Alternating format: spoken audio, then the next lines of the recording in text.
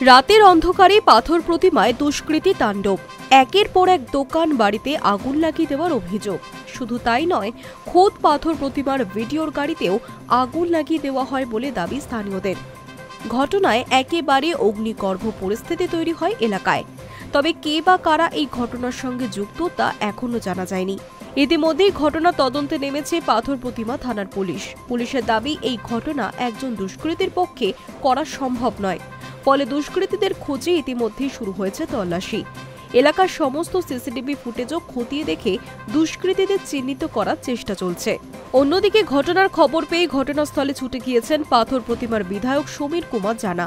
তিনি জানান, পাথর প্রতিমায় এমন ঘটনা বিস্ময়কর। এখনো পর্যন্ত এই ঘটনা কারা ঘটালো তার কোনো সূত্র মেলেনি। পুলিশ তদন্ত করছে। স্থানীয়দের দাবি, তখন ঘড়ির কাঁটায় রাত 1টা। হঠাৎ করেই তারা দেখতে পান দুর্গা গোবিন্দপুর স্কুল মোড় এলাকায় বেশ কয়েকটি দোকান একেবারে দাউ দাউ করে জ্বলছে, যা দেখে রীতিমতো আতঙ্কিত হয়ে পড়েন স্থানীয় মানুষজন। পড়ে যায় হুড়োহুড়ি। ঘটনার খবর পেয়ে আগুন নিয়ন্ত্রণে ছুটে আসে দমকলের একাধিক ইঞ্জিন, আসে বিশাল পুলিশ বাহিনীও।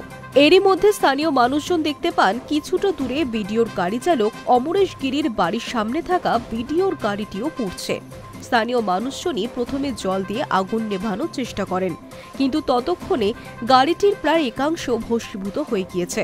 এখানেই শেষ নয়, ঘটনার বেশ কিছুটা দূরে গ্রামের ভিতরে স্থানীয় মানুষজনের একাধিক বাড়িতেও অগ্নিসংযোগের ঘটনা ঘটেছে বলে দাবি। ঘটনাকে কেন্দ্র করে তীব্র উত্তেজনা ছড়িয়েছে গোটা এলাকায়। আতঙ্কে রয়েছেন এলাকার মানুষজন। এহেন হামলার নেপথ্যে কে বা কারা তা নিয়ে ধন্দে পুলিশের আধিকারিকেরা। High news network.